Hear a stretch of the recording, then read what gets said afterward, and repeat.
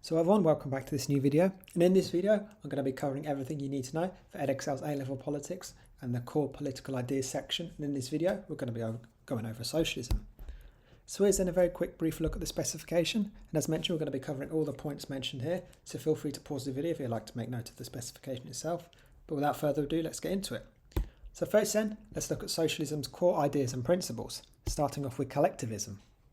Collectivism is the belief that the collective action of individuals is of greater moral and practical value to society than individual effort and this is a foundational principle of socialism. Morally, socialists advocate for collectivism based on their belief that the needs and well-being of the community or society as a whole should take precedent over individual interests. This is not just a philosophical stance, but also reflects a conviction about the inherent nature of humans as sociable and cooperative beings. The socialist principle of fraternity embodies this idea, emphasising the importance of mutual aid, shared responsibilities and a communal bond. This perspective on collaboration for the common good rather than competing against one another. Practically, socialists agree that collectivism is the most efficient way to harness and distribute society's resources. By pooling resources and efforts, collectivism is seen as a means to ensure that the capabilities of each individual are effectively utilised for the benefit of all, leading to a more equitable and just distribution of wealth and opportunities. This contributes to the socialist critique of capitalism, where resources and wealth are concentrated in the hands of a few. They believe that collectivism allows for the full realisation of human nature, which they see as inherently cooperative and communal. The competitive, individualistic ethos fostered by capitalism is a distortion of humans' true nature. The socialist support for trade unions is a clear manifestation of collectivist principles in action. Trade unions are seen as essential for empowering workers collectively, allowing them to negotiate for fairer wages, safer working conditions, and other benefits more effectively than they could as individuals. This collective bargaining is a practical example of how the combined strength of a group can achieve outcomes beneficial to all its members. The commitment to collectivism in socialism naturally leads to support for the growth of the state and an increase in state services and spending. Socialists generally advocate for a strong, active state that can coordinate large-scale economic and social policies, manage public services, and redistribute wealth to reduce inequalities. This leads to significant state involvement in areas such as healthcare, education and social security, underpinned by the belief that such services should provide collectively as rights available to all citizens, rather than as products to be purchased individually. Collectivism then within socialism is therefore not just a moral stance, but also a guiding principle for organising society and the economy in a way that services the collective interests and needs of the population. So, revolutionary socialism's communist collectivism and eradication of capitalism. Revolutionary socialists support a form of socialism that fundamentally transforms society into one characterised by complete collectivism. Central to their ideology is the idea that all means of production should be collectively owned, eliminating private property and therefore capitalism. They argue that this radical restructuring of society and the economy is the only path to achieving a truly classless and stateless society, a communist ideal.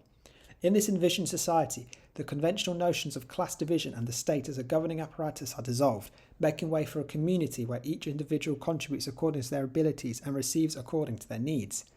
Marx and Engels set out that after an initial period of dictatorship by the proletariat, the state withers away and society naturally cooperates with each other.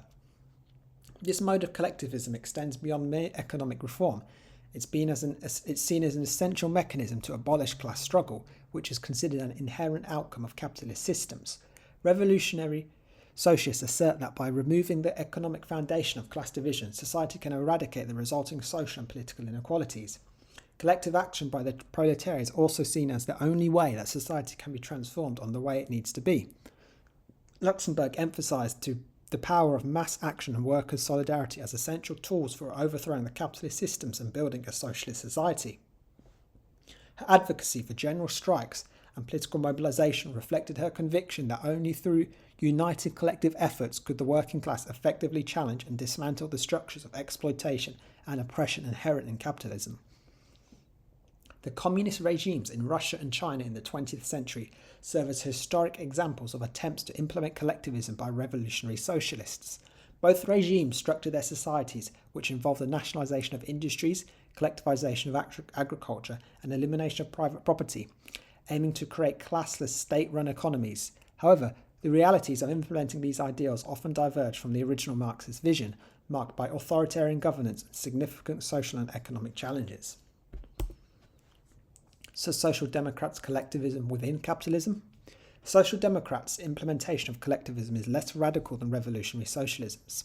It seeks to reform and humanize capitalism rather than wholly to abolish it. Social democracy is grounded in the belief that state intervention in the economy is crucial for redistributing wealth and providing comprehensive welfare services, thereby addressing the inherent inequalities and instabilities of unchecked capitalism. This approach involves actively managing and regulating the market economy to support the whole community. Social Democrats view this form of collectivism as a pragmatic solution to mitigate the social and economic disparities produced by capitalist economies. Importantly, Social Democrats also supported a mixed economy, which included the nationalisation by state of key industries, which would be run in the interests of society as a whole. Clement Attlee's Labour government in the post-World War II period nationalised key industries including coal, steel, railways, healthcare, and with the aim of running these industries in the interests of society as a whole rather than for private profit. This was grounded in the belief that certain vital sectors of the economy should be publicly owned and managed to ensure equitable access to the entire population. Social Democrats are also strong supporters of trade unionism, which is a key component of their collectivist approach. They view trade unions as essential to empowering workers and giving them a collective voice to negotiate better working conditions, fairer pay and benefits. Through trade unions, workers can exert a level of collective power in the labour market, which serves to balance the power dynamics between labour and capital. And the third way is rejection of collectivism. The third way moved away from collectivism and focused instead on individual opportunity and equality of opportunity. Diverging from revolutionary socialism and social democratic principles, the third way placed less emphasis on the state's role in managing the economy for the collective welfare. Instead, it emphasised empowering individuals within the framework of a market economy. Giddens argued that the focus needed to be on equipping individuals to succeed in a competitive, modernised global economy, seeing this as the route to achieving societal welfare, rather than relying predominantly on state-controlled and collective economic management. Tony Blair's government, for instance, reduced the role and influence of trade unions, which had been a cornerstone of collective worker representation in previous Labour administrations.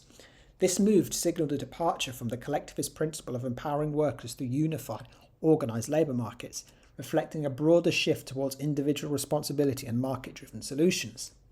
Additionally, Blair's administration continued and in the areas expanded the privatisation that had been introduced in Thatcher's governments.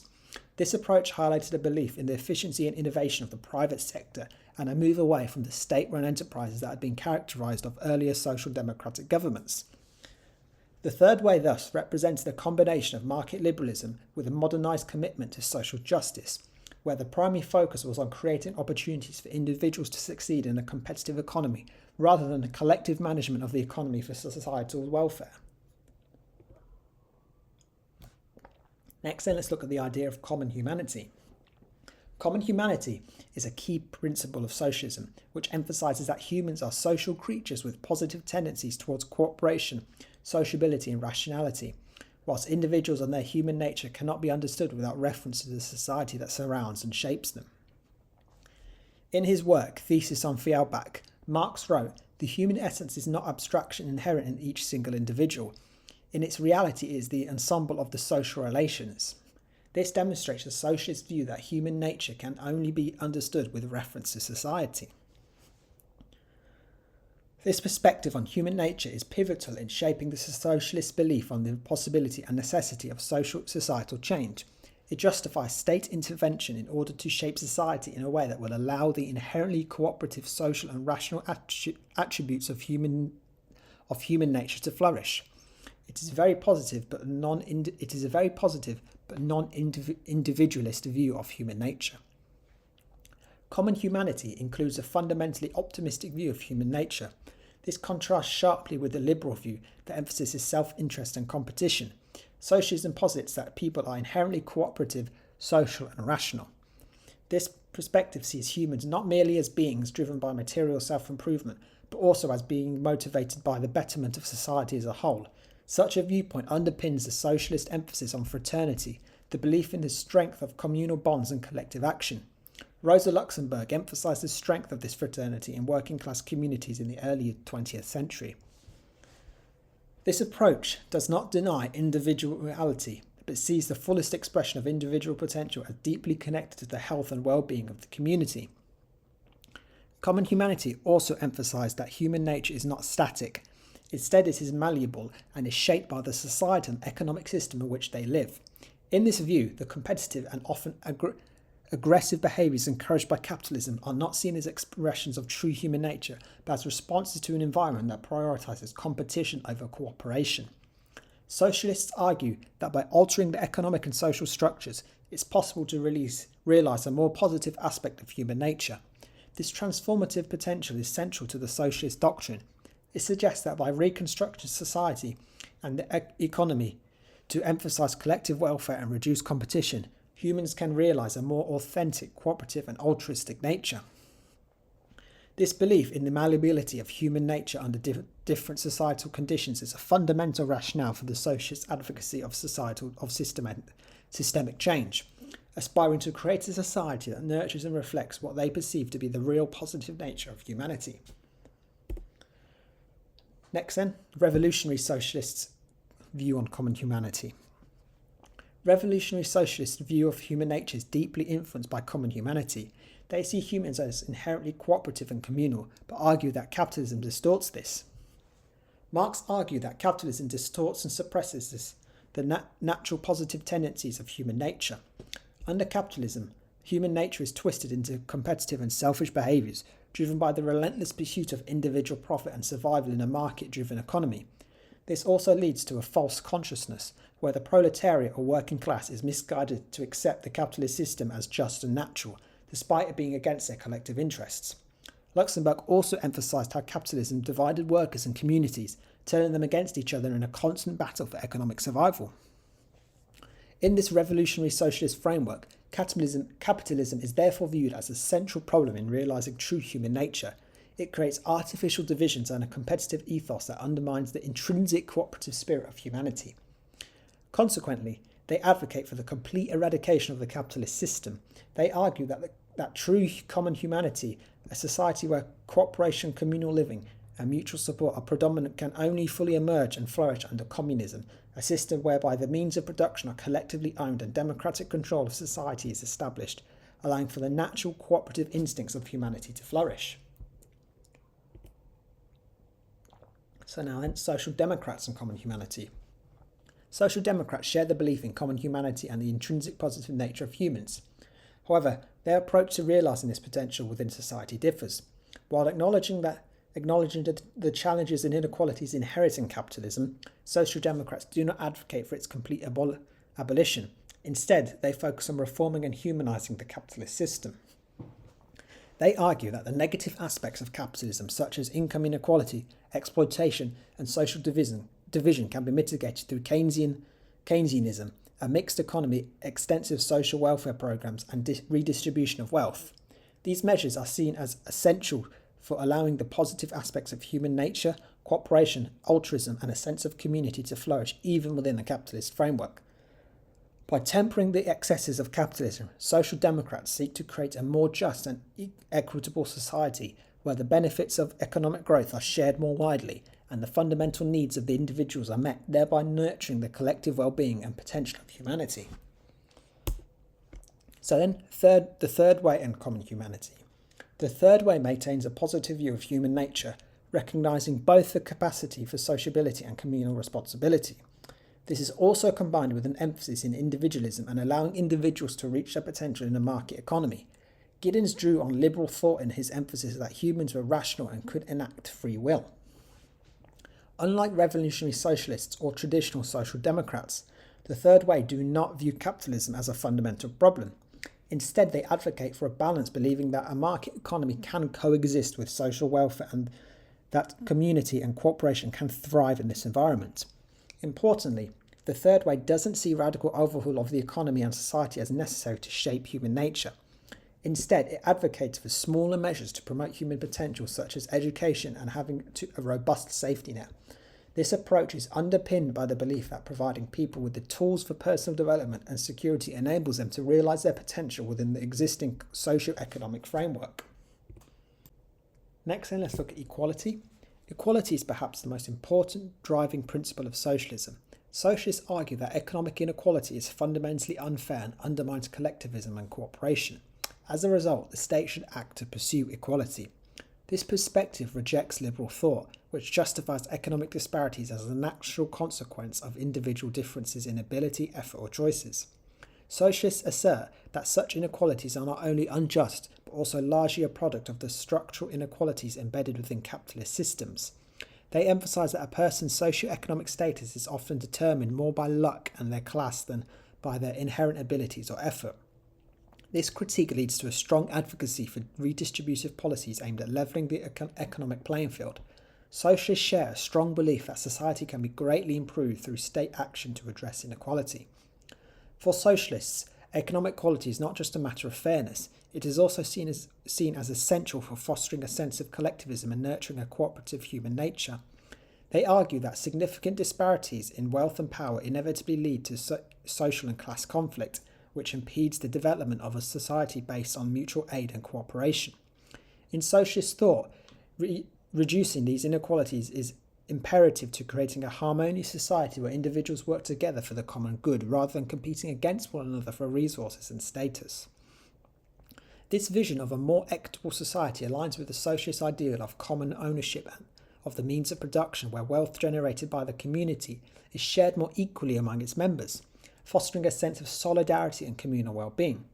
Private property, they argue, creates inequality and social conflict. Equality is therefore crucial in shaping socialist views on society and human nature, as well as how the state and economy should operate. Revolutionary socialism and absolute equality. Revolutionary socialists advocate for absolute equality, a concept that extends beyond mere equality of opportunity to encompass complete equality of outcome. It means the eradication of all forms of class distinctions and inequalities in wealth and power. According to Marx, this can be achieved by overthrowing the capitalist system, which he saw as inherently exploitative and the root cause of inequality, as it concentrates wealth and the means of production in the hands of a few. To achieve this absolute equality, revolutionary socialists advocate for the collective ownership of the means of production, thereby dismantling the class structure that underlines societal inequalities. This would involve not just reforming existing structures, but radically transforming them through revolutionary means. The end goal of this is a classless, stateless society, a communist society as envisioned by Marx, where resources and power are distributed equally among all members according to need, and individuals contribute to society based on their abilities. Marx encapsulates this when he wrote, "For each according to his ability, and to each according to his need."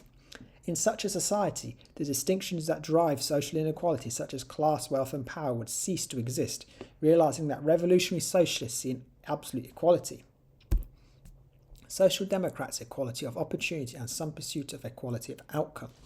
Social democrats reject revolutionary socialist pursuit of absolute equality and the complete abolition of capitalism. Instead of envisioning a radical overhaul of the existing economic system, social democrats seek to promote equality of opportunity and some equality of outcome by reforming and humanising capitalism. They regard the revolutionary socialist goal of absolute equality as impractical, advocating for a more balanced approach that recognises that capitalism can be managed. Social democrats championed equality of opportunity, believing that everyone should have a fair chance to succeed in life regardless of their socio-economic background.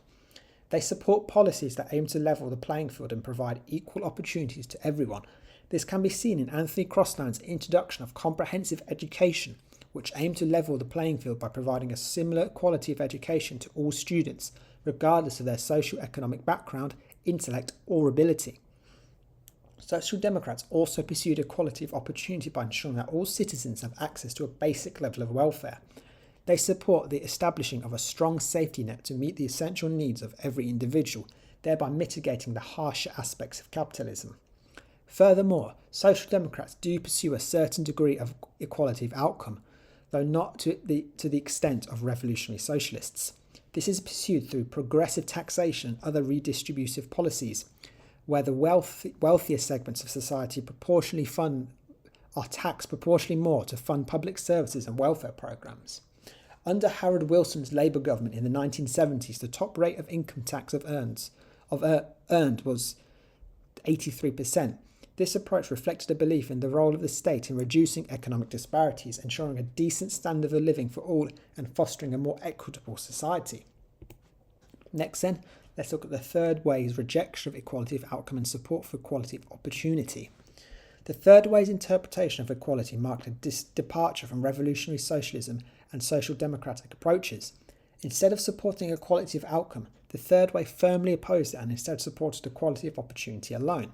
Proponents of the third way, like Tony Blair and Bill Clinton, were much more comfortable with the idea of individuals becoming wealthy, a marked shift from earlier socialist attitudes which opposed and sought to redistribute wealth accumulated. This acceptance of wealth creation was underpinned by a belief that as long as everyone had equal opportunity to succeed, disparities in outcome were acceptable and even desirable, as they were seen as a reflection of individual talent or effort. The top rate of income tax under Blair was 40%, showing a lack of commitment to equality of outcome, which is very different, as mentioned, to Harold Wilson's case, where, as mentioned, it was over 80%.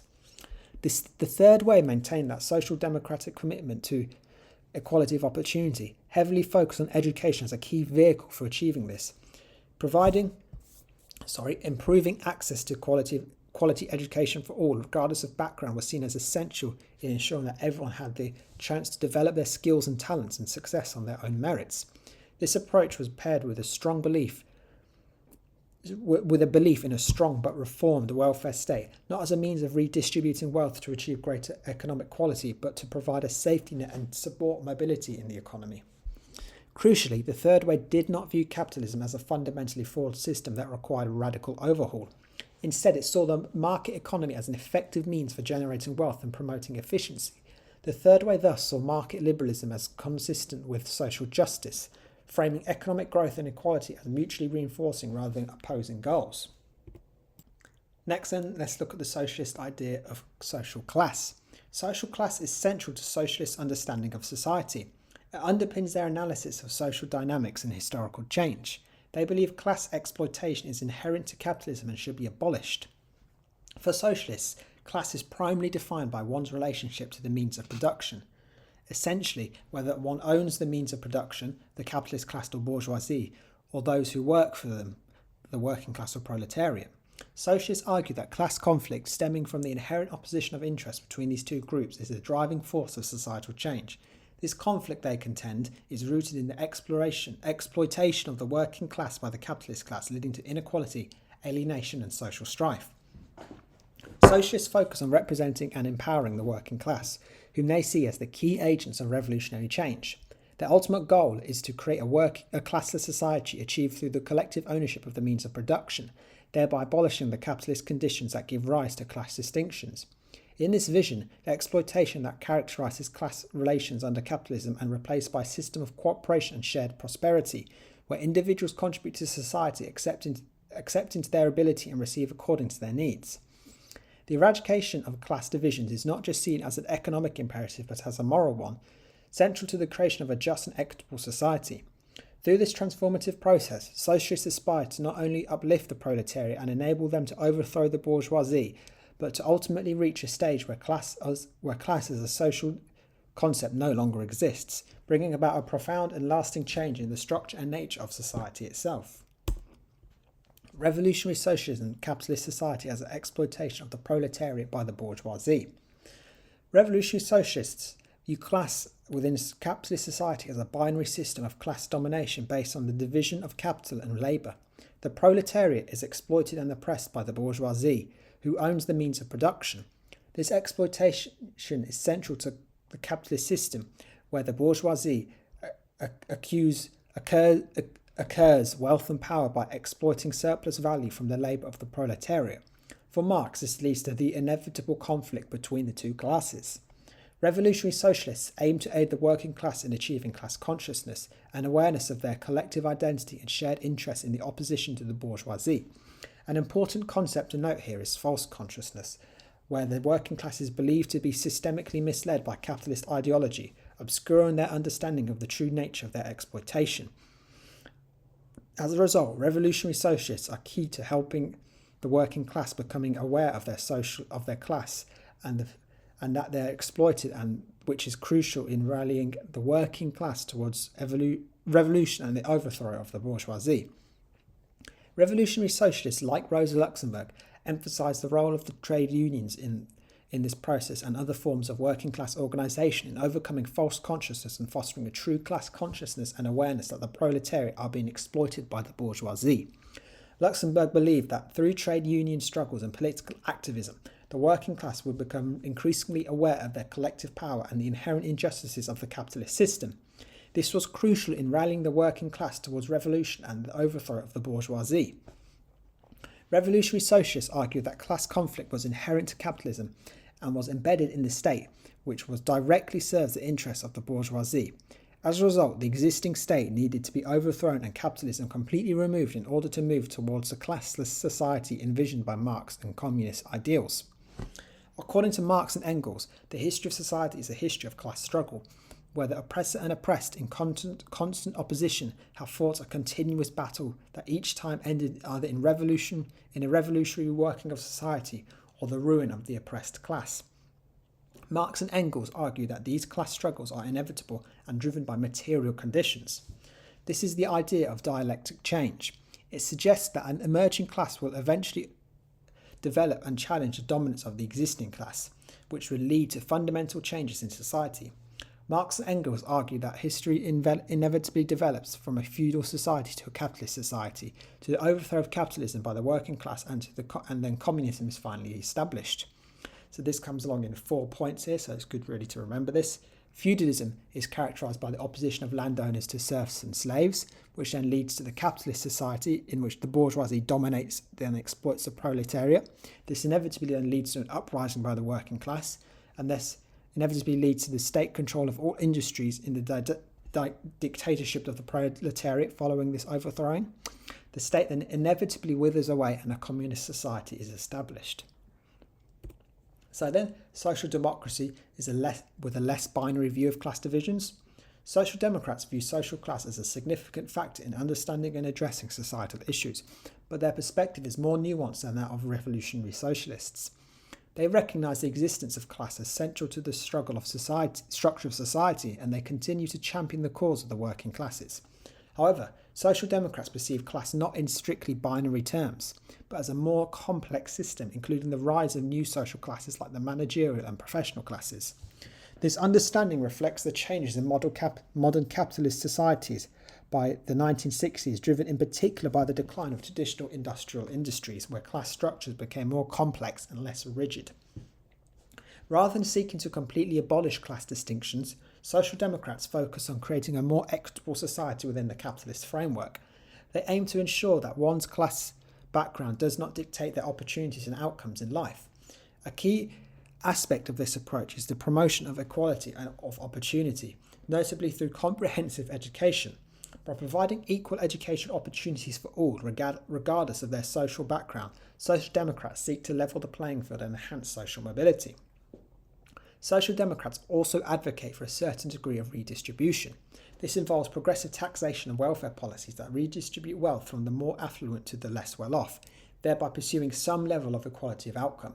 This approach is seen as a way to mitigate harsh inequalities generated by capitalism, ensuring a fairer distribution of wealth and opportunities between the classes. Next then, let's look at the third way, focusing on individual empowerment and equality of opportunity rather than class conflict. The third way marked a significant shift away from the traditional socialist emphasis on class and promoting the interests of the working classes. Instead, it sought to transcend class divisions, focusing instead on individual empowerment and creating equality of opportunity irrespective of class background.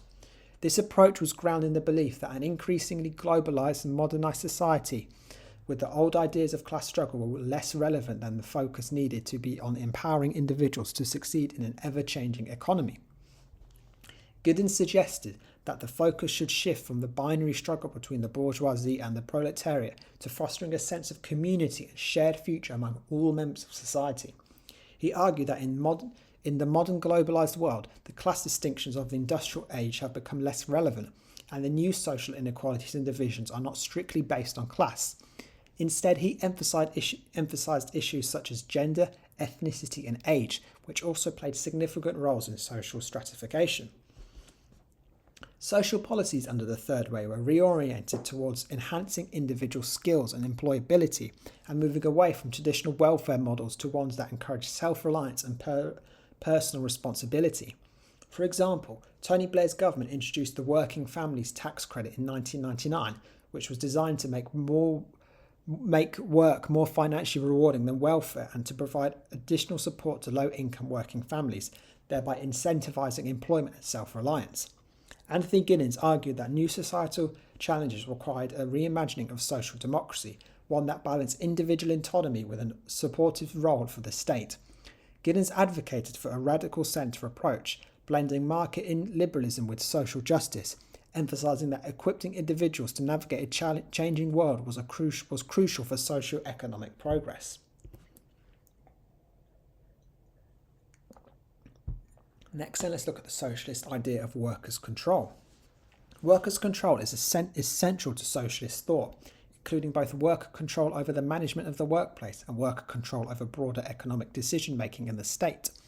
Socialists advocate transferring control over business and the economy from the exploitative capitalist class to the workers themselves, empowering them to make decisions about their work environment, production processes, and the distribution of profits. They see this as pivotal to removing the exploitation of capitalists in favour of economy and distribution of resources that is in the interest of all society. Socialist support for workers' controls extends beyond the workplace to also include workers' control over the state, common ownership and nationalisation, so that it is run in line with the needs and interests of the working class. This ensures that it promotes the equality society that socialists support. In revolutionary socialism, workers' control is also envisaged as part of a broader revolutionary process. Revolutionary socialists advocate for the proletariat to actively overthrow the capitalist state and seize control of the means of production, leading to the establishment of a classless, stateless society where workers collectively manage resources and governance. Next then, revolutionary socialism's complete workers' control of the economy and state through revolution. Revolutionary socialists advocate for complete workers' control over all of the economy and the state. Revolutionary socialists argue that the existing state under capitalism is fundamentally designed to serve the interests of the bourgeoisie rather than the proletariat. They argue that the state's institutions and laws are structured to protect and enhance the economic and political power of capitalists, ensuring the continuation of a system where capital owners reap the majority of economic benefits. In his work, Communist Manifesto, Marx wrote, "The executive of the modern state is but a committee for managing the common affair of the whole bourgeoisie." As a result, revolutionary socialists believe that the state cannot be simply reformed through gradual evolution, but must be completely overthrown and restructured to genuinely represent and fulfill the needs of the proletariat as a whole. Revolutionary socialists believe that the only path to a genuinely equitable society is through its complete overthrow in a revolution led by the working class, this very group most oppressed and exploited by the existing state. This revolution is seen as necessary to dismantle the capitalist state and replace it with a system where the institutions and laws are constructed by and for the proletariat. Revolution is viewed as the only means to achieve true representation and meets the needs of the working class. Revolutionary socialists agree on the need for revolution and on the end goal of dismantling the capitalist state. As below will show, they support different types of revolution. Firstly then, let's look at Marx and Engels' vision. They envisioned a revolution as a violent mass uprising of the working class, which they saw as an inevitable response to the ever-increasing exploitation of capitalism. They believed that this proletariat revolution would lead to the establishment of a dictatorship of the proletariat. This is a transitional state phase where the working class holds complete control to suppress the remnants of the old bourgeoisie society and reorganise society along socialist idealist lines. This period was deemed necessary to eradicate economic and social structures that perpetuated capitalist class distinctions and exploitation. Marx and Engels theorised that this state would only be temporary and would eventually wither away as the need for a coercive force to maintain class divisions would disappear, leading to a stateless, classless society of pure communism. Next, then, let's look at Lenin's vision. He moved away from the idea of a mass uprising by proposing the concept of a revolutionary vanguard, a tightly organised party composed of the most politically advanced sections of the proletariat and its communist intellectual allies. This vanguard was intended to lead the revolution because Lenin believed that the working class by itself could not achieve the necessary level of political consciousness required to overthrow the capitalist system due to the prevailing bourgeoisie ideology. The role of the vanguard was to educate and direct the workers' movement, acting as a guiding force to initiate the revolution, even if they didn't initially involve the masses in full. This strategy was seen as necessary in Russia, where the proletariat was a minority and the peasantry held significant numbers, making a broad-based uprising much more complex. Next, then, let's look at Rosa Luxemburg. She advocated for a revolution that was deeply rooted in the spontaneous and direct action of the working class, emphasising mass strikes, political demonstrations, and the mobilisation of trade unions as the primary vehicle for change. She believed that these grassroots movements, led and driven by the workers themselves, were crucial for both dismantling the existing capitalist structures and for building a socialist society. Luxemburg rejected Lenin's notion of a tightly organised vanguard leading the revolution, as she argued that true socialism had to be democratic and directly meant from the proletariat without the mediation of an elite revolutionary cadre. Her vision included the possibility of defensive violence in response to the aggression by the state, but fundamentally relied on the overthrown participation and collective will of the working class. Luxemburg's revolutionary model thus centred on empowering workers to both lead and carry out the revolution, ensuring that the socialist transformation they thought was for both achieved and sustained by the very people it was meant to benefit. Now let's look at social democrats and some workers' control of the state and economy within capitalism itself. Social democrats didn't advocate for complete control by workers over both the economy and state as revolutionary socialists do. However, they do advocate for workers' control to an extent in both the state and the wider economy. Social democrats support the nationalisation or common ownership of key industries such as utilities, transportation and healthcare, believing that these sectors are vital to the public welfare and should therefore be run in the interests of the working class and the whole of society, rather than being driven by profit. This nationalisation is part of their belief in a mixed economy, whether with the remainder of the economy remaining capitalist.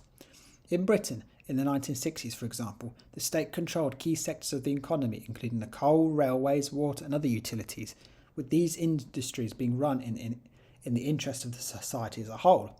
This government allowed capitalism in the remainder of the economy, however, allowing private business to operate freely in sectors deemed less critical to national interests. Social democrats didn't advocate for workers' control of factories and the remainder of the economy. Instead, they perceived a significant role for capitalism, believing that it could be controlled to pursue socialist principles. However, to balance the inequalities inherent in capitalism, social democrats strongly supported trade unionism and collective bargaining. They viewed these mechanisms as crucial for empowering workers within the capitalist system, enabling them to negotiate better wages, safer working conditions and more secure employment.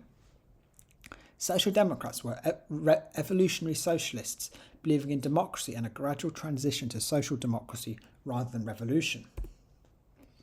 So then, the third way's rejection of workers' control.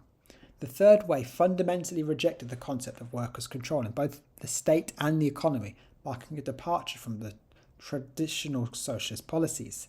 The third way shifted from the collective action to promote the interests of the working class through trade unions and instead promoted individual responsibility and entrepreneurship within free market capitalism. Trade unions and collective bargaining weren't supported as they were seen as potentially stifling economic flexibility and competitiveness in a competitive globalised economy. New Labour under Tony Blair reduced the power of trade unions in the party's decision making. Moreover, the third way differed from social democrats in that they didn't support nationalisation. Instead, they favoured privatisation as a means to increase efficiency, encourage private investment and stimulate economic growth. This support for privatisation was driven by the belief that competitive markets could more effectively meet consumer needs and drive innovation, reflecting a significant ideological shift away from promoting collectivism and workers' controls. Blair's administration actively advocated for privatisation, accepting the privatisation of key industries by Thatcher's government and introducing private finance initiatives where private firms were involved in funding, constructing and operating public sector projects. The third way, of course, also supported evolutionary socialism rather than a revolution. So then, the opposition to capitalism. Opposition to capitalism, and the perception of it as a fundamentally flawed system form the bedrock of socialist ideology. Socialists view capitalism as inherently exploitative, a system where the profit motive and private ownership of the means of production lead to stark social class division and deep-seated inequalities. They argue that capitalism not only creates a significant gap between the bourgeoisie and the proletariat, but also undermine the common humanity that is natural to human nature. Capitalism reduces human interactions to mere transactions and fosters a culture of competition and self-interest. Socialists argue that capitalism results in the exploitation of workers, who are paid less than the value of their labour, while capitalists accumulate wealth generated from this labour. This dynamic is seen as the root cause of systemic problems like poverty, inequality and social injustice. Moreover, they believe that the cyclical crises inherent in capitalism, such as recessions and depressions, further exacerbate these issues. Revolutionary socialism support for the complete remove of capitalism. Revolutionary socialists view the capitalist system as fundamentally flawed and the root cause of all evil in society and human nature. As a result, they advocate for the complete dismantling of capitalism in favour of a socialist system. They argue that the class exploitation of the labour of the proletariat by the bourgeoisie is inherent to capitalism, creating deep economic and social inequalities. Capitalism is seen as working against the values of common humanity and collectivism, as it promotes individualism, competition and the accumulation of wealth by a few at the expense of the many. Furthermore, revolutionary socialists believe that capitalism undermines the pursuit of true equality as destructive to perpetuate class divides and maintain the power of the elite. Revolutionary socialists therefore believe that to remove this exploitation and pursue socialist principles, the capitalist system needs to be overthrown and replaced rather than being altered. They propose that it is replaced with a socialist system where the means of production are collectively owned and there is no place for a market-driven economy. In this envisioned society, resources are allocated according to individual needs and decisions about the production and distribution are made democratically by the community as a whole. This goal is to create a classless society where the principles of equality, solidarity and collective welfare are paramount. This approach represents a radical departure from capitalist principles, seeking not just to regulate the existing system, but to replace entirely with a new socio-economic order based on socialist ideals. So then, social democracy, state-managed capitalism. Social democrats recognise the flaws of capitalism, particularly the fact that it creates inequality. They argue that, left unchecked, capitalist systems can lead to significant disparities in wealth and power, undermining social cohesion and fairness. However, unlike revolutionary socialists, social democrats believe that capitalism can be managed to achieve social justice and equality. This perspective is rooted in the belief that the state can play a pivotal role in modernising the excesses of the market through regulation, redistribution and the provision of social services. A key element underpinning this approach is Keynesianism. Keynesian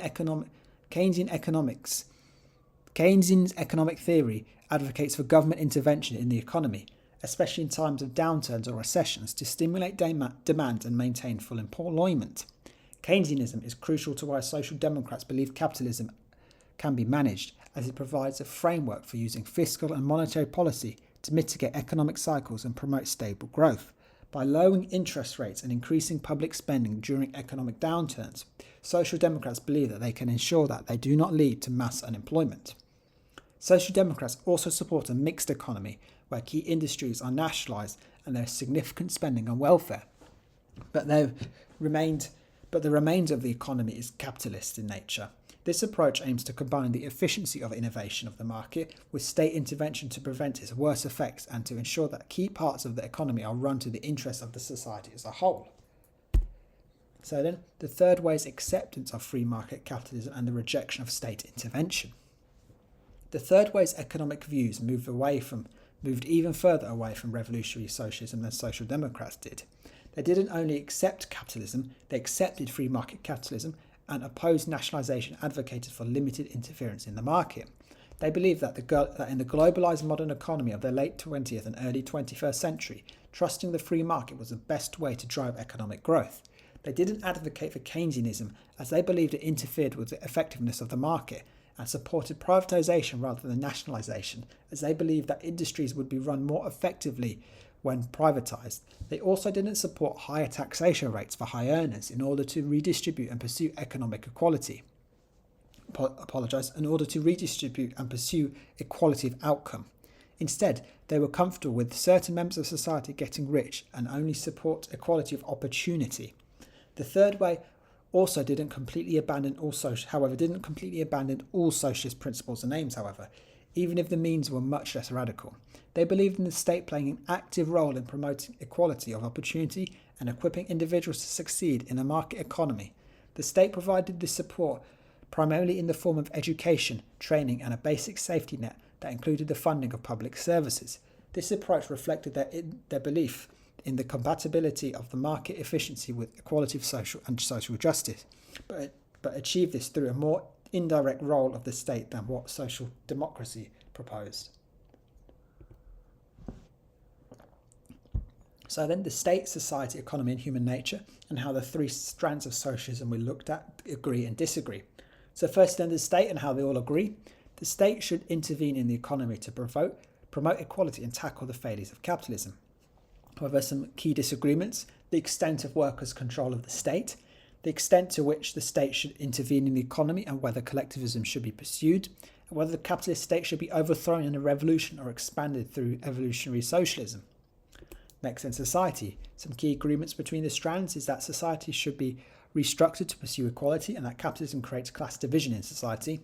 However, some disagreements are that whether collectivism and workers' control within society should be promoted, what kind of equality should be promoted, absolute equality versus equality of opportunity in some pursuit of equality of outcome or equality of opportunity alone, and whether class exploitation and oppression are inherent to society under capitalism and the extent of this class division and the extent and the shape of this class division itself. Next, in the economy, and again, some key agreements between the strands are that capitalism is a flawed economic system that produces inequality and class divisions, and that the economy should be restricted to pursue equality, and some key disagreements, whether capitalism should be completely eradicated, managed or accepted, the extent to which workers' control of the economy and collectivism should be promoted, and what kind of equality should be promoted, absolute equality versus equality of opportunity, and some pursuit of equality of outcome or equality of opportunity alone. And next, finally, human nature. And again, some key agreements between the strands is that support for common humanity, humans are inherently cooperative, social and rational. And human nature is not static, it is malleable and is shared by the societal and economic systems in which people live. But some disagreements is that whether common humanity and a more positive human nature can be realised within the capitalist system or whether it necessitates its eradication. And the extent to which individuals can progress within capitalism and the class divisions in society, including whether revolution and communism are necessary to realise the innate positive nature of humanity. Next then, let's look in further detail at the differing views and tensions within socialism. So let's actually delve into these three strands we've been looking at. But first, let's start with the emergence of socialism. Socialism emerged in the early 19th century as a response to the class divisions and economic inequalities brought about by the rise of industrial capitalism and the Industrial Revolution. As factories sprang up across Europe during the Industrial Revolution, masses of workers faced harsh working conditions and low wages. There was a large and widening gap between the poor labour force and the wealthy industrialists who owned the factories. Early socialists, and in particular Karl Marx and Friedrich Engels, criticised the capitalist system for its exploitation of the working class and proposed overthrowing the capitalist system in favour of a different system that pursued equality through the redistribution of wealth and workers controlling the means of production. Their ideas were not only philosophical, they actively sought to promote revolution across Europe with the aim of creating such a society. The ideas spread and became very popular among millions of workers in both Europe and Asia, laying the foundations for political parties and movements that sought to transform society through revolution, aiming to end the inequalities and class divisions of capitalism and construct a system based on collectivism and equality.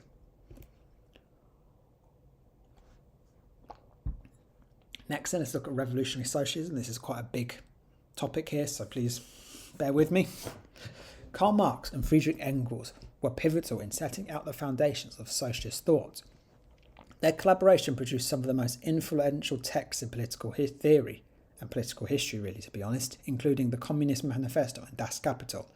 In these works, Marx and Engels outlined a historical materialist view of society, proposing that history inevitably transitions through a number of stages of economic development. According to this and Marx's dialectic, society inevitably progresses from feudalism to capitalism and would ultimately transform from capitalism to communism through a proletariat revolution. They argue that inherent to capitalism was working class oppression, as of the proletariat by the bourgeoisie, which created deep inequalities and suppressed the inherently collective, collaborative and social nature of human beings. Eventually, they saw it as inevitable that this oppression would lead to the proletariat to seize control of the state and economy through a violent revolution. And eventually, after this revolution, and after a brief period of dictatorship of the proletariat, the state would wither away and the final stage of society would be reached. This society would be classless and stateless, where the means of production are communally owned and all the forms of exploitation and inequality are eliminated. And obviously this was known as a communist ideal. Communism and socialism are often used interchangeably in relation to Marx's thought. All of the above can be considered as both. However, communism specifically refers to the ideas that support all of the above, and in particular the final statelessness and classless societal stage, while socialism is a broader ideology pursuing the principles already covered. But again, these principles are collectivism, common humanity, equality, social class, workers' control, and opposition to capitalism. The profound and radical ideas of Marx and Engels inspired a wide array of revolutionary socialists across Europe and Asia in the 19th and 20th century, leading to the formation of hundreds of socialist and communist parties. These groups, committed to the theoretical foundations laid by Marx and Engels and their call for workers of the world to unite, were unified in their aim to overthrow the capitalist systems in their respective countries. They often adapted Marx's doctrine to fit local conditions and their own philosophical interpretations. This led to diverse variations in Marxism, each with its own unique approach to achieving this envisioned social ideology. So obviously some of these diversions, if you're interested, you can look at Leninism, Stalinism, Trotskyism, Maoism, so there's plenty if you're interested in this. Marx and Engels anticipated that the first socialist revolutions would occur in countries like Germany and Britain by the end of the 19th century, where industrialisation and capitalism development were most advanced. However, contrary to their expectations, the most significant revolution instead emerged late in the 20th century in primarily feudal agrarian societies. Obviously, the case in point most notably being Russia and China. This discrepancy highlights how their ideals were adapted across different societies, challenging the theorists' original assumptions about the conditions necessary for socialist revolutions. The Bolshevik Revolution in 1917 in Russia, led by Lenin and the Bolshevik Party, marked one of the most profound applications of revolutionary socialist principles in practice, overthrowing the capitalist provisional government which had replaced the Tsarist regime. But the Bolsheviks moved quickly to nationalise all industries and land under the control of the state, aiming to eliminate the capital class and empower the workers. Post-revolution, the Soviet government implemented wide-ranging socialist policies, including collectivization of agriculture and central planning of the economy. Stalin then introduced the first five-year plan in 1928, which pursued full-scale industrialization and the collectivization of agriculture. This plan aimed to transform the Soviet Union into an industrial superpower, drastically increasing production of coal, steel and electricity through centralized state planning. The state controlled virtually all aspects of political and economical life, supposedly in an effort to build a communist society where class distinctions were erased. However, despite these efforts, the vision of a stateless classless society remained elusive, as the Soviet state increasingly became more and more authoritarian. You could also explore here, now it's not mentioned and it's not in the syllabus, But the idea as well that Stalin fostered a cult of personality is very interesting if you would like to mention that, and how that differed really from Marx's ideal of revolutionary socialism. In China, the communist revolution led by Mao Zedong culminated in 1949 following decades of civil war and resistance against Japanese occupation. Mao's approach adapted Marxist-Leninist theory to the primarily agrarian context of China, focusing heavily on the peasantry of the main force of the revolution rather than solely of the urban proletariat. Once in power, the Chinese Communist Party embarked on an ambitious socialist reforms to fundamentally transform Chinese society. Initial efforts included the Agrarian Reform Act of 1950, which aimed to abolish feudal land ownership patterns and redistribute land to millions of peasants, effectively dismantling the old landlord class. This transformation laid the groundwork for Mao's more radical policies, which includes the Great Leap Forward and the Cultural Revolution. Throughout these initiatives, the CCP maintained a tight control over the economy and political life, promoting an ideology that emphasized collectivism and aimed to forge a classless communist society. Despite achieving significant improvements in infrastructure and literacy, the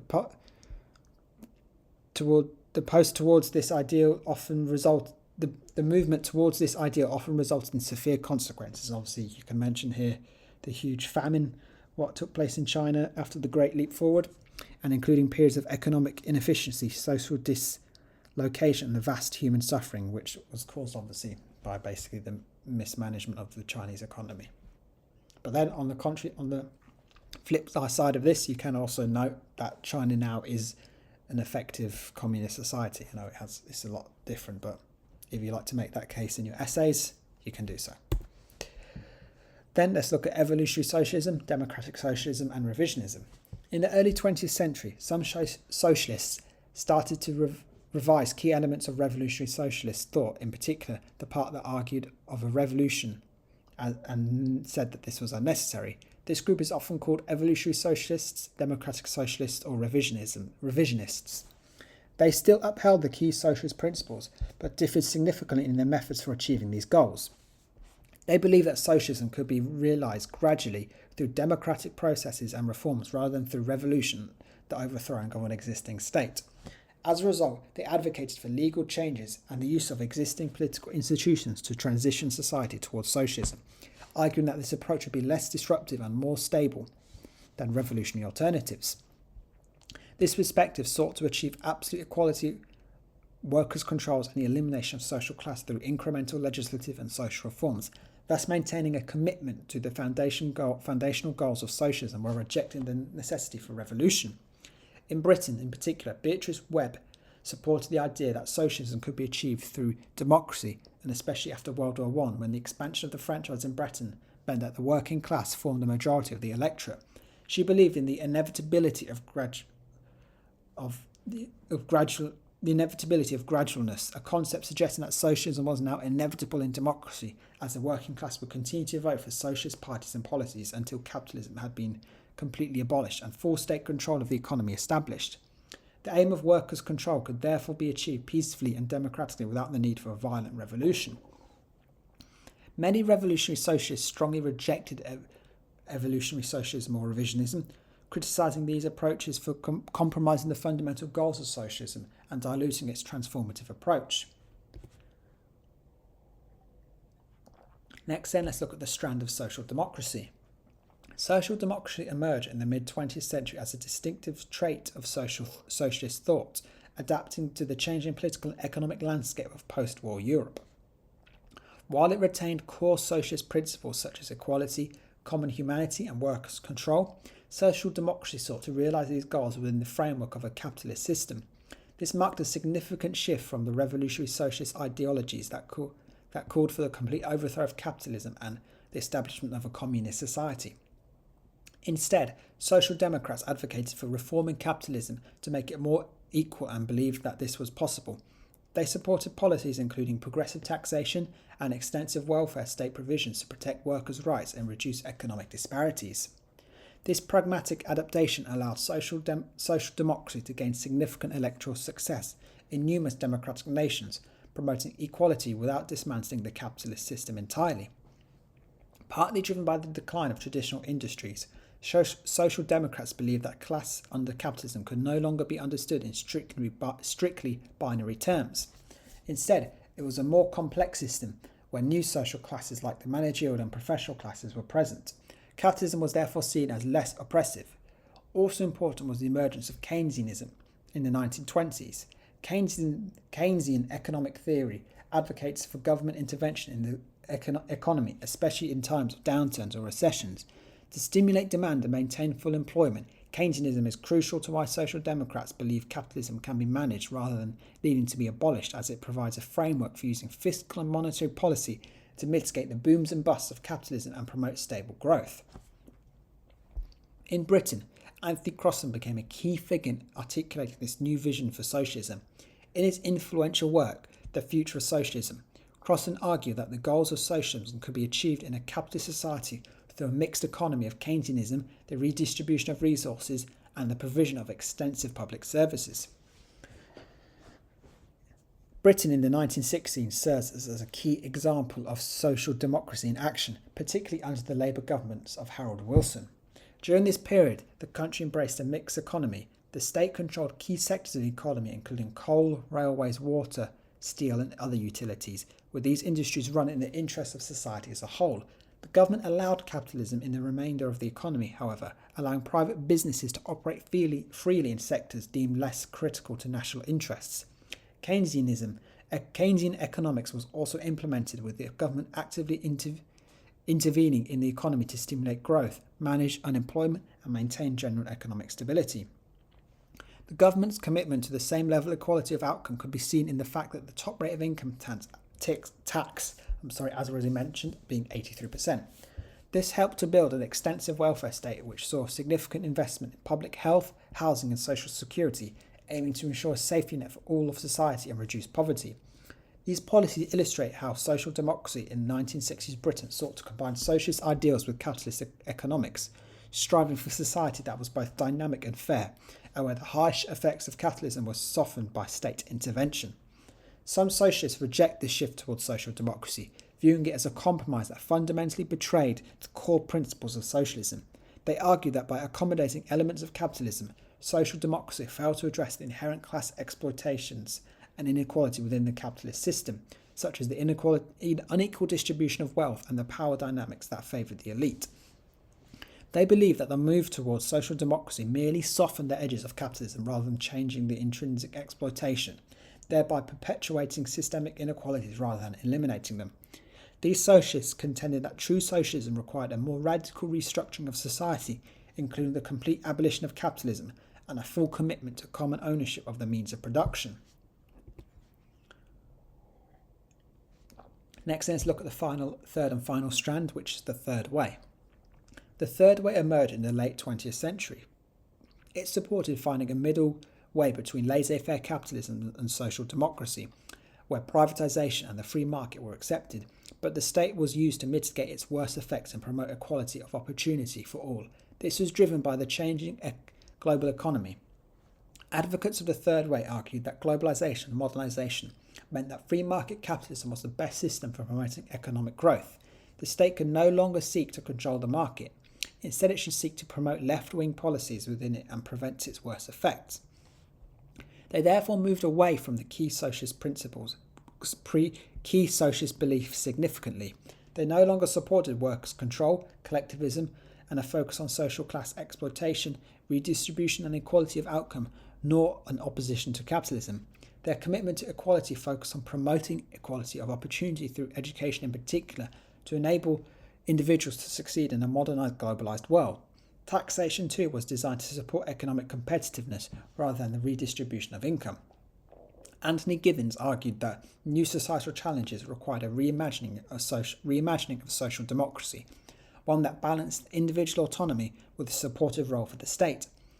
Giddens advocated for a radical centre approach, blending market liberalism with social justice, emphasising that equipping individuals to navigate a changing world was crucial for socio-economic progress. Almost all socialists fundamentally rejected the third way, arguing that it represents a rejection of core principles of socialism and should not be classified as socialism at all. They argue that the third way's embrace of capitalism and its focus on economic efficiency undermine the socialist commitment to challenging capitalist class oppression and prioritising worker control and economic equality.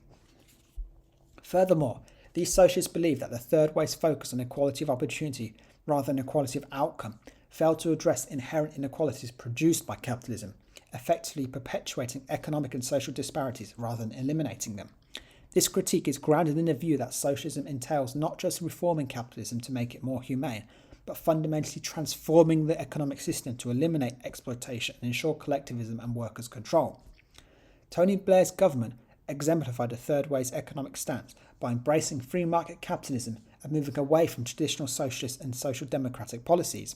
One clear indication was the maintenance of a 40% top rate income tax, signalling a departure from high taxation rates of high earners and the pursuit of equality of outcome, a common feature of more left-leaning governments. This policy reflected a comfort with wealth accumulated and a focus of equality of opportunity rather than equality of outcome through redistribution. New Labour also sought to promote equality of opportunity and ensure fairness and the ability of individuals to succeed in the market economy. This can be seen in initiatives like the introduction of national minimum wage and the expansion of access to higher education. Blair once stated that his three key priorities as Prime Minister would be education, education, education. Blair's government also reduced the role and influence of trade unions, which had been a cornerstone of collective worker representation in previous Labour administrations. This move signalled a departure from the collectivist principle of empowering workers through unified labour organisation movements, reflecting a broader shift towards individual responsibility and market-driven solutions. So next then, let's look at some key socialist thinkers from the specification and their ideas, starting then with Karl Marx and Friedrich Engels. And then the strand of socialism, they are revolutionary socialists, and they are very, very important and should be mentioned every single essay you do on socialism. Karl Marx and Friedrich Engels were pivotal in setting out the foundations of socialist thought. Their collaboration produced some of the most influential texts, including, as we've already mentioned, the Communist Manifesto and Das Kapital. These texts set out some of the core ideas and principles of socialism, which we've already covered. Their ideas arose in the context of class divisions and economic inequalities brought about by the rise of industrial capitalism and the Industrial Revolution. Importantly, their ideas were not only philosophical, they actively sought to promote revolution across Europe with the aim of creating a communist society. And in the Communist Manifesto, Karl Marx famously wrote, "The proletariats have nothing to lose but their chains. They have the world to win. Working men of all countries unite." According to Marx and Engels, the history of society is a history of class struggle, where the oppressor is in constant opposition, having fought a continuous battle that each time ended either in revolution, reworking society, or the ruin of the oppressed class. Marx and Engels argue that these class struggles are inevitable and driven by material conditions, that it is their idea of dialectic change. It suggests that an emerging class will always eventually develop and challenge the dominance of the existing class, which will lead to fundamental changes of society. Marx and Engels viewed social class within capitalist society as a binary system of class domination based on the division of capital and labour. The proletariat is exploited and oppressed by the bourgeoisie, who own the means of production. This exploitation is central to the capitalist system, where the bourgeoisie acquires wealth and power by extracting surplus value from the labour of the proletariat. They further argue that class conflict was embedded in the state, which directly served the interests of the bourgeoisie, and as a result the existing state needed to be overthrown and capitalism completely removed in order to move towards the classless society envisioned by Marx and communist ideals. As communists, they aimed to aid the working class in achieving class consciousness, an awareness of their collective identity and shared interest in opposition to the bourgeoisie. An important concept here, which I've already mentioned but we'll cover again, is false consciousness, whereby the working class is believed to be systemically misled by capitalist ideology, obscuring their understanding of the true nature of their exploitation. Marx and Engels believe that the only path to a genuinely equitable society is through its complete overthrow in a violent, spontaneous revolution led by the working class, and this very group most oppressed and exploited by the existing state. They believed this proletariat revolution would be led to the establishment of a dictatorship of the proletariat, which is a transitional state where the working class holds complete control, and to suppress the remnants of the old bourgeoisie society and reorganise society along socialist lines. Marx and Engels theorised that this state would only be temporary and would eventually wither away, as the need for coercive force to maintain class divisions would disappear, leading to a stateless, classless society of pure communism. Marx and Engels argued that humans were naturally sociable and cooperative, but that human nature is fundamentally shaped by the society that surrounded them. As a result, it's often distorted under capitalism and moved away from human nature's natural positive tendencies toward cooperation, sociability and rationality. Marx and Engels argue that capitalism distorts and suppresses the natural positive tendencies of human nature, and under capitalism, human nature is twisted into competitive and selfish behaviour, driven by the relentless pursuit of individual profit and the survival in a market-driven economy. Next then, let's look at Beatrice Webb. She was a evolutionary socialist, or revisionist as we say. She wasn't a social democrat, but they took on her ideas of evolutionary socialism. And she's not going to be relevant for every essay, but she should definitely be brought in when talking about differences between socialists over whether a revolution is necessary or not.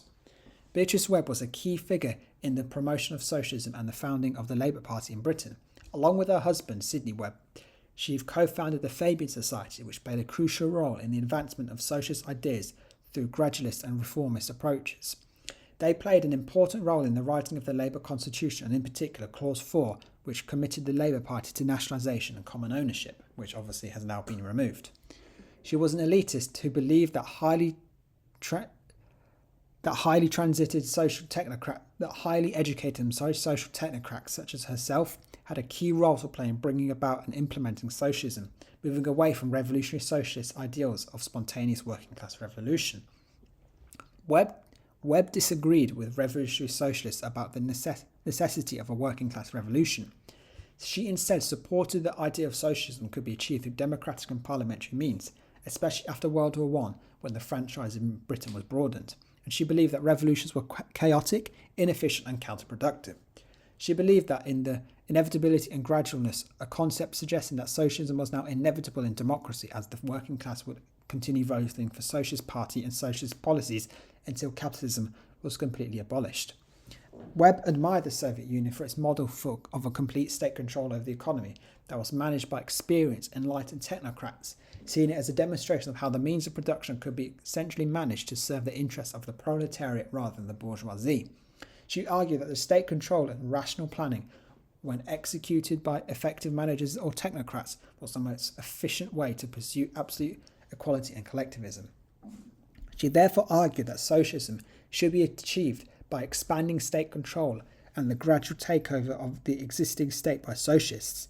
This crucially disagreed with revolutionary socialists who believed that establishing socialism required the overthrow of the existing state, which inherently served capitalist interests. Next then, let's look at Rosa Luxemburg. She was a revolutionary socialist, and you obviously use Marx and Engels more often than Luxemburg when you give examples of revolutionary socialist thought. However, you should try to use Luxemburg too when relevant, and try to bring her into most essays if you're really aiming for those top marks. Rosa Luxemburg was an important revolutionary socialist in the early 20th century Europe who associated herself with Marxism and strongly opposed revisionism and evolutionary socialism. Born in Poland and active in Germany, Luxemburg co-founded the Separatist League, which later became the Communist Party of Germany. Sorry, not Separatist, the Spartacus League. Don't know why I said Separatist. She co-founded the Spartacus League, which later became the Communist Party of Germany. Her fierce criticism of the moderate policies of the Social Democratic Party underscored her commitment to a proletariat revolution and the overthrow of capitalism. She believed in the necessity of revolution to overthrow capitalism and called for spontaneous grassroots action by the working class, contrasting sharply with the more controlled top-down approach favoured by other socialists of her time, including Beatrice Webb. She set out her case in her work Social Reform or Revolution. Luxemburg strongly rejected evolutionary socialism and revisionism, criticising these approaches for compromising the fundamental goals of socialism and diluting its transformative potential. She argued that evolutionary socialism effectively abandoned the class struggle, which she considered essential for overthrowing capitalism and establishing a truly socialist society. Luxemburg famously critiqued that these ideas in her work Reform or Revolution, where she underscored the necessity of a direct confrontation with capitalist systems. According to Luxemburg, only revolution led by the working class could achieve the deep structural changes necessary to eradicate exploitation and inequality, making her a staunch for the more radical and uncompromising revolutionary forms of socialism. Luxemburg emphasised the role of trade unionism and other forms of working class organisation in overcoming false consciousness and fostering a true class consciousness and awareness that the proletariat were exploited by the bourgeoisie. Luxemburg believed that through trade union struggles and political activism, the working class will become increasingly aware of their collective power and the inherent injustices of the capitalist system. This was crucial in rallying the working classes towards revolution and overthrow of the bourgeoisie. She therefore agreed with Marx and Engels in her support for a form of revolution that was deeply rooted in the spontaneous and direct action of the working class. She emphasised mass strikes, political demonstrations and the mobilisation of trade unions as the primary vehicles for change. Next then, let's look at Anthony Crosland. He's a social democrat and he is very important, and like Marx and Engels, he should be brought into every single essay you do. Anthony Crosland was a pivotal figure in the founding of social democracy and the reshaping of the Labour Party in Britain.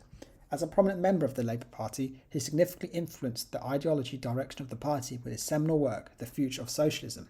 He advocated for a form of socialism that was compatible with capitalism and a mixed economy, rather than adhering strictly to the Marxist emphasis on absolute equality and the abolition of capitalism.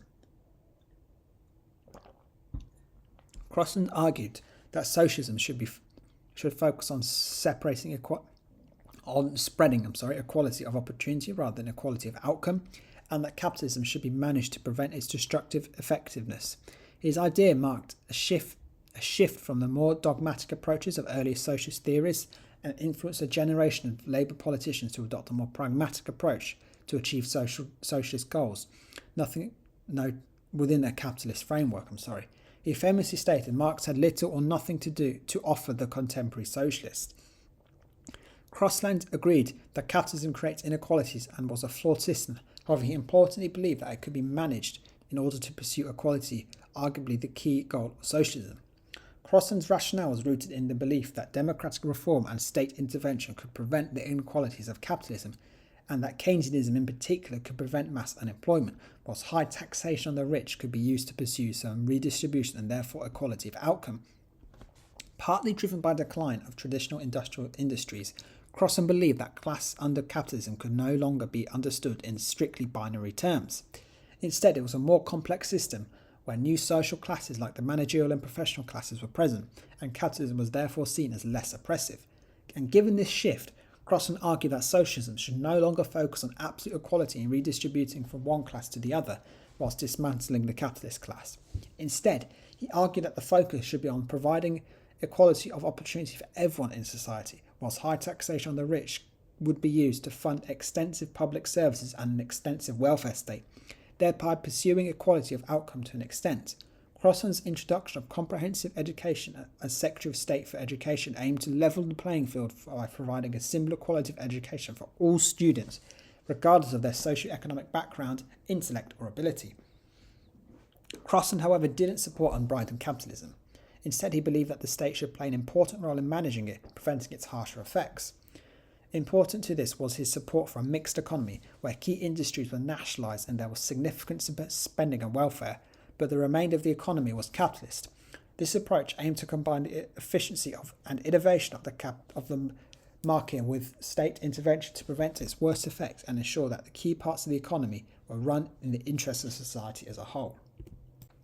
Finally then, let's look at Anthony Giddens. Next then, let's finally look at Anthony Giddens. And within this strand, he was a third-way socialist, and again, he's very important and should be mentioned in every single essay. Anthony Giddens was a key figure who provided the intellectual basis for the third way. As a prominent socialist and a member of the Labour Party, he profoundly influenced the party's ideological trajectory, advocating for a middle way between free market capitalism and social democracy. Most notably, in the third way, the renewal of social democracy, Giddens argued for a version of socialism that was effective in the globalised modern economy, emphasising the need to harness the strength of free capitalism whilst addressing its shortcomings.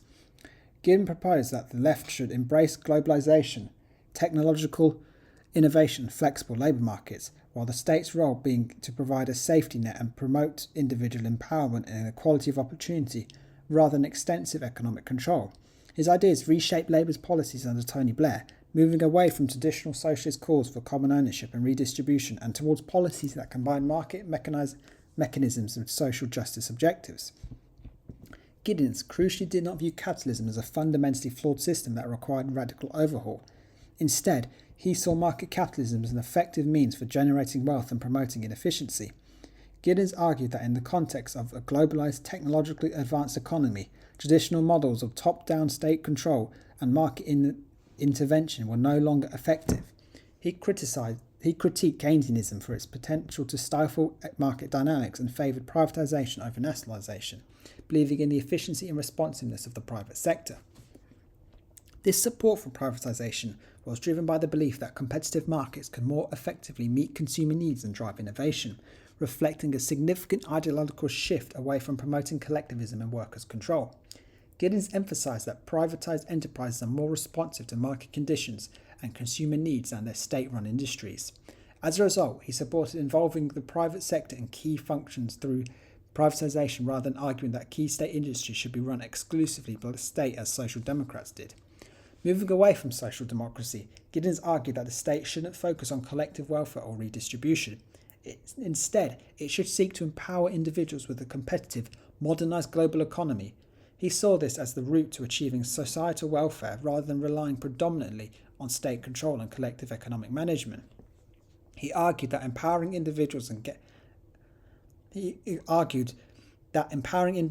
gave them responsibility rather than creating a culture of dependency.